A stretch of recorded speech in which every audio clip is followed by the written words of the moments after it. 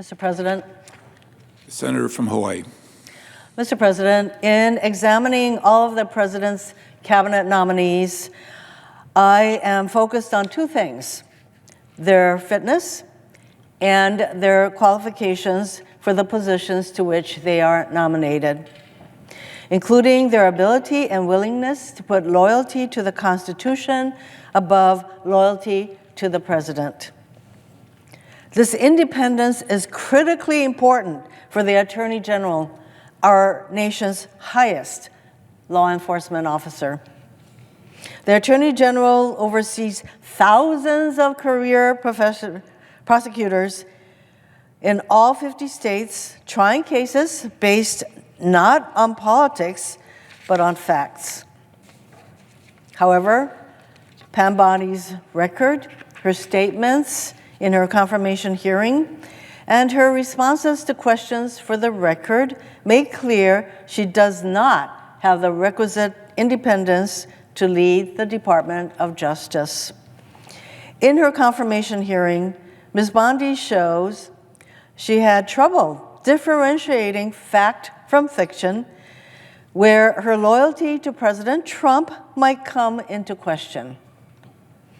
Rather than attempting to assuage my concerns shared by many of my colleagues, you just heard from one of my colleagues just previous to myself, Ms. Bondi failed to provide clear and convincing answers to the following questions: whether President Biden won the 2020 election, whether she agreed with the President's characterization of January 6 felons as hostages and patriots, whether she would make good on her promise to prosecute the prosecutors and investigate the investigators by using the DOJ to go after the President's perceived political enemies.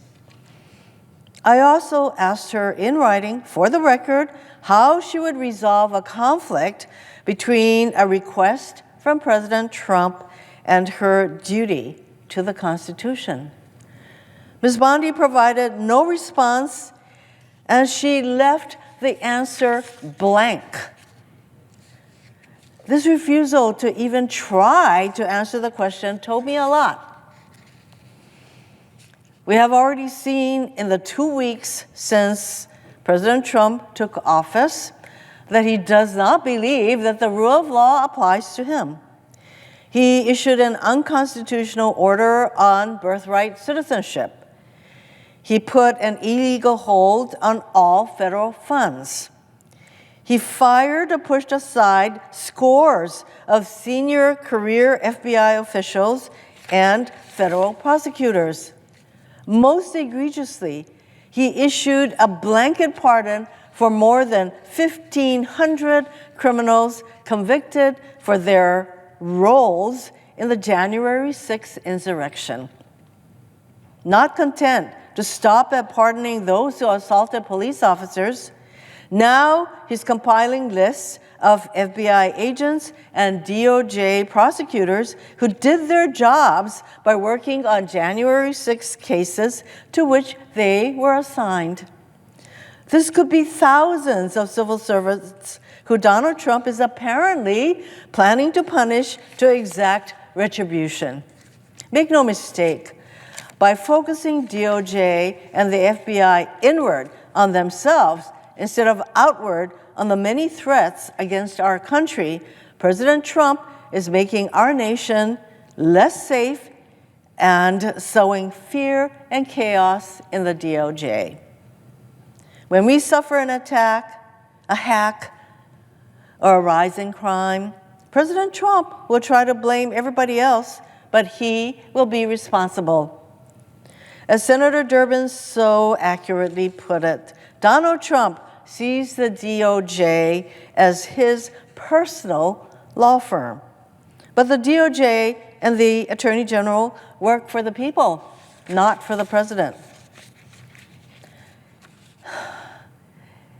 Any president, but especially this president, needs an Attorney General who will tell him when his actions break the law.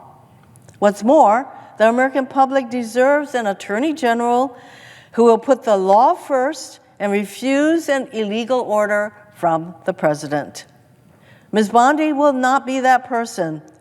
She will be yet another yes woman doing whatever the president wants her to do.